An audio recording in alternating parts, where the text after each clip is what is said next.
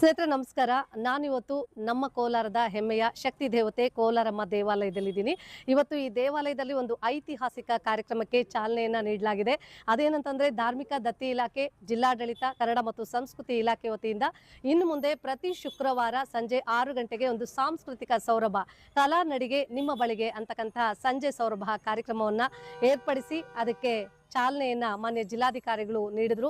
ಅವರು ಬಹಳ ಸಂತೋಷದಿಂದ ದೀಪವನ್ನ ಬೆಳಗಿಸಿ ಉದ್ಘಾಟನೆಯನ್ನ ಮಾಡಿಕೊಟ್ರು. ನಂತರ ಅನೇಕ ಕಲಾವಿದರು ತಮ್ಮ ಕಲಾ ಪ್ರಕಾರಗಳನ್ನ ಇಲ್ಲಿ ಪ್ರದರ್ಶನ ಮಾಡಿದ್ರು. ಬಹಳ ಅಭೂತಪೂರ್ವವಾಗಿ ಯಶಸ್ವಿಯಾಗಿ ನಡೀತು.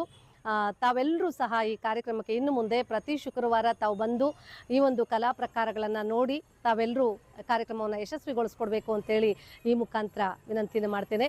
ಈ ಕಾರ್ಯಕ್ರಮದ ನಿರೂಪಣೆಯನ್ನು ಮಾಡಲಿಕ್ಕೆ ನಾನು ಬಂದಿದ್ದೆ. ಕೋಲಾರಮ್ಮ ತಾಯಿಯ ಆಶೀರ್ವಾದ ಎಲ್ಲರಿಗೂ ಸಿಗಲಿ ಅಂತ ಆಶಿಸ್ತಾ ನಮಸ್ಕಾರ.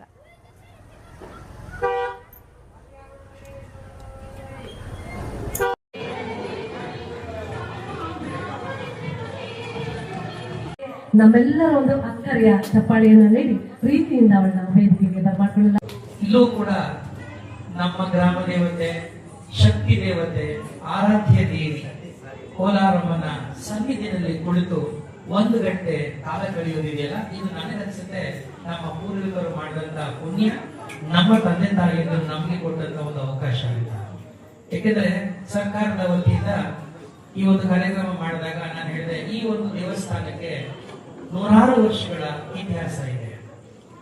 ಬಹಳ ಶತಮಾನಗಳ ಹಿಂದೆ ಇಲ್ಲಿ ಇದೇ ರೀತಿಯಾದಂತಹ ಸಾಂಸ್ಕೃತಿಕವಾದಂತಹ ವೈಭವದ ಕಾರ್ಯಕ್ರಮಗಳು ನಡೀತಾ ಇದೆ. ಆದ್ರೆ ಇವತ್ತು ಅಂತಹ ವೈಭವದ ಕಾರ್ಯಕ್ರಮಗಳನ್ನ ನಾವು ಕೇವಲ ವಿಷುವಲ್ ಮೀಡಿಯಾದಲ್ಲೋ ಅಥವಾ ಟಿವಿನಲ್ಲೋ ನೋಡ್ಕೊಂಡು ಆನಂದಿಸ್ತಾ ಇದ್ದೀವಿ.